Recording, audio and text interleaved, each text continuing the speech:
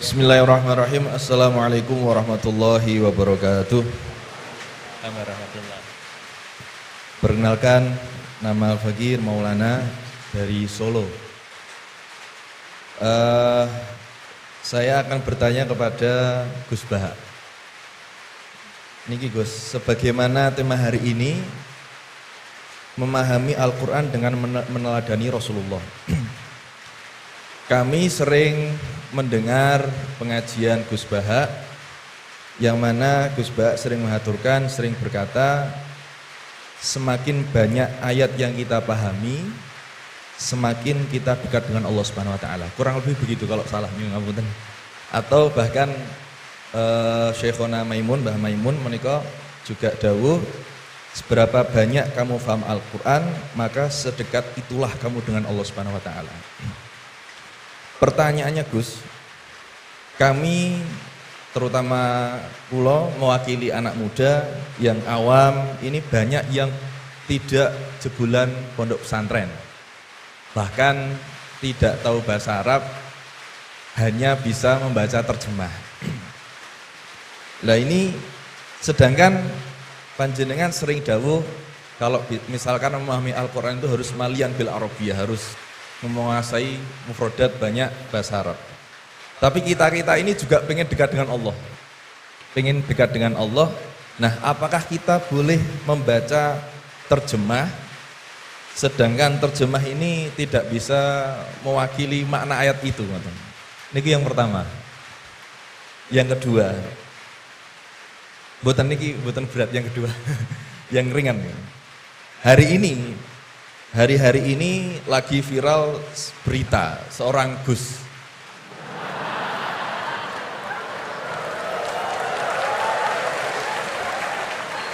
Mohon izin. Yang mungkin berceramah dengan kalimat yang kurang baik, mungkin diniatkan guyon tapi malah melukai hati orang lain. Tapi Masya Allah Gus Baha guyon tapi tidak pernah melukai hati orang lain.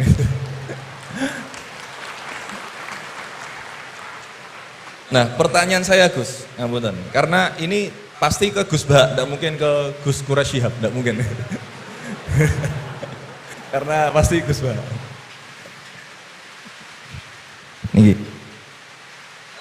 Sebenarnya sejarah panggilan Gus ini seperti apa? Gitu. Apakah hanya dimaknai Gus ini adalah anaknya Kiai terus dipanggil Gus, atau bahkan mantunya Kiai saja, kalau jenengan katanya Gus naturalisasi gitu. Atau Gus swasta atau apa itu. Atau bahkan bukan siapa-siapa kemudian bisa dipanggil Gus. Sehingga misalkan kita sekarang bisa ini berlomba-lomba menjadi Gus bareng-bareng. Jadi pokoknya lomba-lomba. Nah, dan apakah ini hanya di Jawa saja? Karena di Madura juga kami sering mendengar ada panggilan Lora. Nah ini sejarahnya sebenarnya apa gitu loh. Apakah juga kalau sudah menjadi kiai tidak bisa menjadi Gus lagi? Atau kalau sudah menjadi Gus tidak bisa naik menjadi kiai? Gitu ya. Itu pertanyaan yang kedua saya. Dan Nyun Sewu, di zaman Rasulullah itu apakah putranya Rasulullah juga dipanggil Gus? Kan juga tidak kan?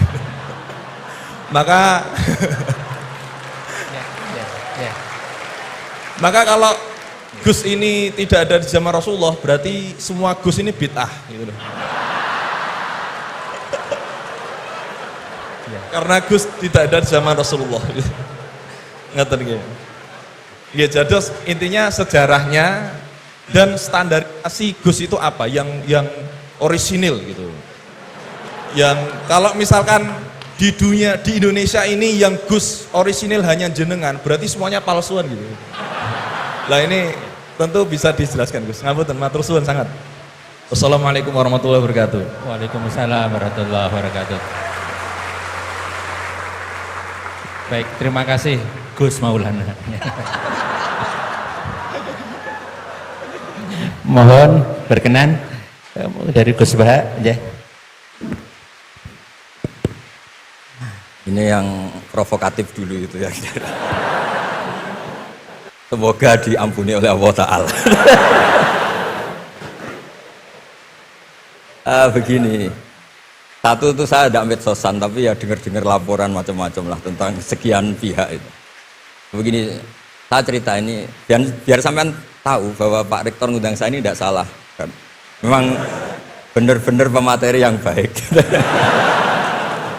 Ya kalau kata Nabi Yusuf kan ini hafizun alim, orang harus dzikru manaqib nafsi, orang boleh cerita kelebihannya asal itu faktual.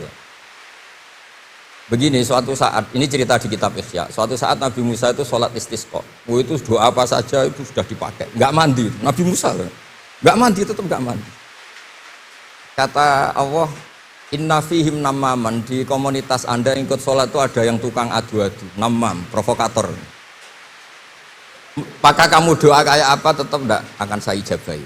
Nabi Musa, ya gampang Gusti, tunjukkan orang itu siapa, nanti saya usir dari majelis.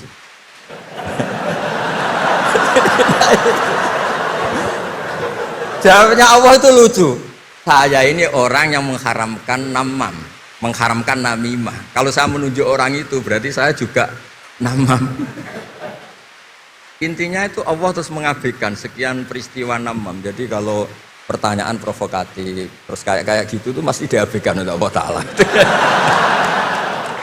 Karena nanti repot itu. Repot. Memang saya termasuk Gus yang asli itu jelas kalau itu.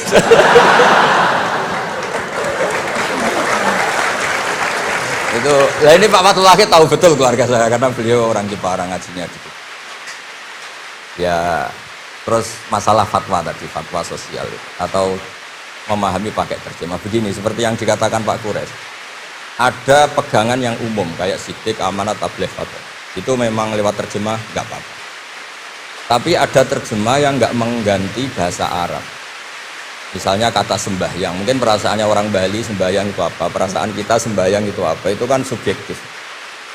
Misalnya begini, ada ayat yang agak sensitif. Ketika Anda salah paham dengan istri itu wadribuhun, fasjuruhunna fil madhaji wadribuhun. Itu kan riskan betul. Maka pukullah istri kamu. Pukul itu kan konotasinya itu buruk. Tapi di semua tareh, saya bilang tidak sebagian, di semua tareh itu disebut dorban ghairu mubarrihin, mukul yang tidak melukai. Jadi orang Arab itu punya adat kalau kecewa itu dorobu binial wasau. Jadi mukul itu pakai kain, pakai kacu, pakai. Nah, di Jawa kata mukul itu ya mesti kekerasan ya. Nah, yang jenis ini turiskan kalau dari bahasa Arab pindah ke Jawa. Jadi ada yang riskan, ada enggak. Nah, sebab itu saya sering bilang, saya ini kan belajar tafsir insya Allah lah, khatam. Cuma saya tidak suka nulis, karena sudah ada yang nulis.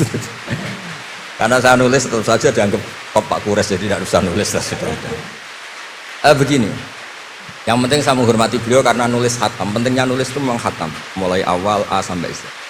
Pentingnya khatam itu apa? Di situ ada dialog. Ada dialog Allah sama nabinya, sama kekasihnya, bahkan sama musuhnya. Misalnya sama musuhnya.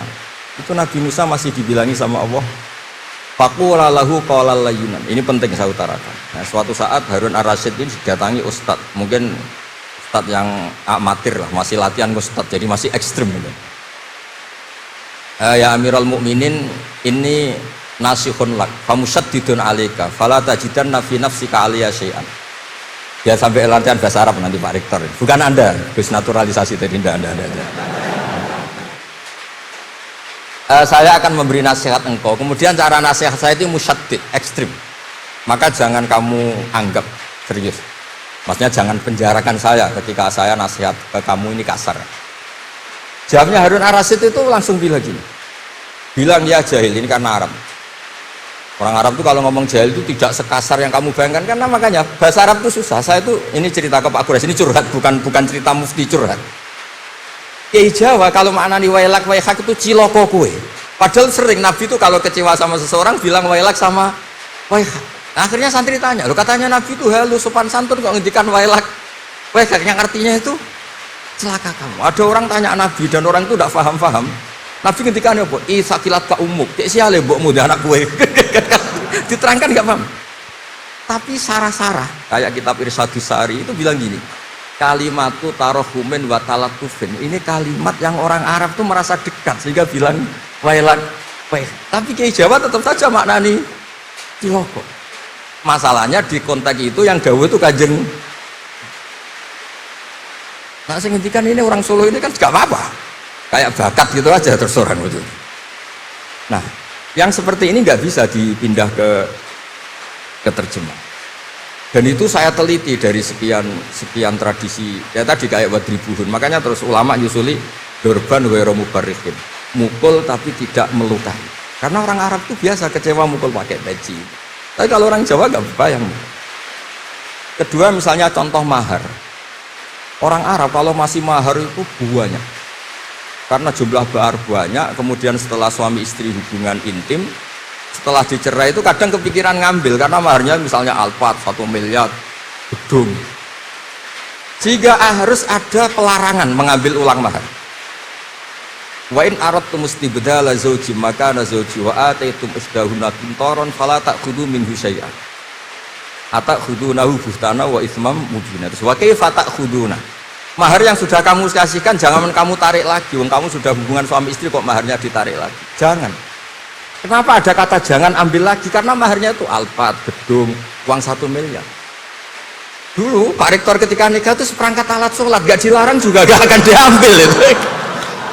Artinya gini, gak mungkin andikan Quran turun di Indonesia ada kata fala ta'khudhu minhu syai'an. 100.000 seperangkat alat. Saya jadi kiai itu sampai bosen karena tiap nikahkan tuh maharnya seperangkat alat. Itu kalau sudah nikah 10 tahun bentuknya sudah kayak apa ya? Itu nggak usah Allah repot-repot bilang jangan ambil lagi, jangan ambil lagi. Nah, itu kondisi yang antara kita dan tradisi Arab itu beda. Dan saya belajar tafsir sampai segitunya, makanya nggak salah lah kalau saya diundang itu nggak salah. Maksud saya yang naturalisasi tadi ya tidak usah diundang gitu loh maksudnya. Kalau nggak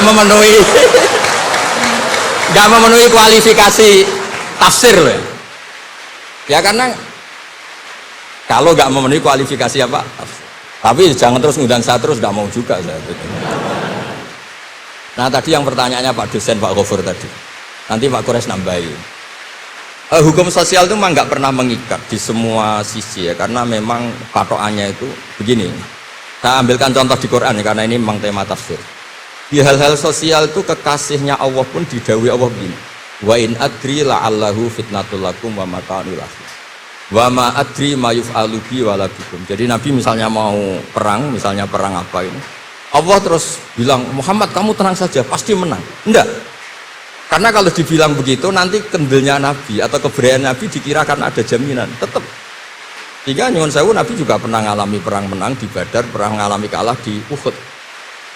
Jadi di bab-bab sosial itu memang Allah membiarkan hukum sosial yang berjalan. Sampai Ibnu Khaldun ngendikan begini, saya masih ingat betul dan itu saya pegang. Nabi sebagai Nabi itu kena aturan hukum sosial. Meskipun beliau punya mukjizat kayak apa, ketemu orang harus santun, ketemu anak kecil harus sayang, ketemu orang sepuh harus hormat. Andai kan Nabi bisa terbang ke langit sekalipun Mi'raj, tapi ketemu anak kecil nampar, ketemu orang sepuh ngeludahi, tetap gak diterima oleh publik. Walau kunta faddan ghalidhal qalbi lan faddu min hawlik. Betapa pentingnya tata krama sosial.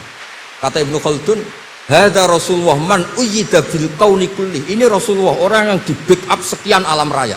Tapi sekali melanggar tata krama sosial, tetap lan faddu min hawlik. Orang akan bubar. Sampai ngegoskan saya, sekarang tak pisoi. Wah Gus kok Gus sopo Gus kok mison, mesti langsung gitu.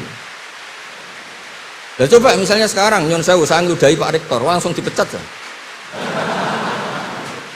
Artinya tatanan sosial, meskipun saya keramat. Makanya kata Ibnu Khaldun, hadza Rasulullah man uyyida bil kauni kulli law syaa. Ini Rasulullah orang yang bisa mengendalikan alam raya karena kekasih Allah. Itu saja kena aturan, walaupun tafaddan ghalidhal qalbi lan faddu min hawlik. Kalau engkau salah tatanan sosial Muhammad, orang akan bubar. Nah maksudnya gini Pak dosen, kalau tatanan sosial gini, saya pernah ditanya oleh dekan Fakultas Kedokteran pas ada diskusi dengan ya tadi orang-orang medis, misalnya begini, itu misalnya nyun sewu tapi gak usah dijiwai, gak usah kamu udah dilupakan saja kabar. Menyembuhkan orang koma itu baik apa tidak baik? Tapi misalnya orang ini kalau sembuh pasti bunuh lagi, pasti merkosa lagi. Terus kita gimana? Ngasih makan juga sama. Orang miskin nggak bisa makan, nggak bisa apa-apa, nggak bisa makan, nggak bisa apa-apa. Berkahnya nggak bisa makan, nggak bisa apa-apa, dia tidak nyuri, tidak bunuh, tidak merkosa. Dan orang ini kalau sehat lagi akan begitu lagi. Wajib ngasih makan dah. Itu mesti orang itu, weh, kasihlah kemanusiaan. Jangan nanti kumat lagi. Jadi hukum sosial itu mesti mindsetnya ulama itu beda-beda. Saya sering matur ke Pak Quraisy, saya itu pernah kata santri saya pernah katanya diundang ke Malaysia, juga pernah katanya diundang ke Maroko. Saya bilang sudah yang kelas-kelas internasional Pak Quraisy saya ada usaha. Kenapa? Jawabannya sederhana. Nanti kalau saya sering keluar negeri, terus semua kiai seneng keluar negeri, terus saya mulang pondok saya siapa? Terus gue iling-ilingan nak neng dunia ono kiai desa sing alim, kata saya maksudnya kiai desa tapi maca kitab ya cek bener rofa nasab. Tapi saya seneng sama kiai yang keluar negeri karena ini mewakili syiar. Saya seneng sama UI karena syiar gini. Tapi saya jangan disuruh jadi kiai di UI. Nanti gajinya tetap. Kalau kiai kan sering dapat gaji min khaisul layah tasib. Kayaknya jumlahnya banyak saya maksudnya. Jadi yang hukum-hukum sosial tuh biarlah alam yang. Ya sudah setuju ya. Oh ya pokoknya gitu.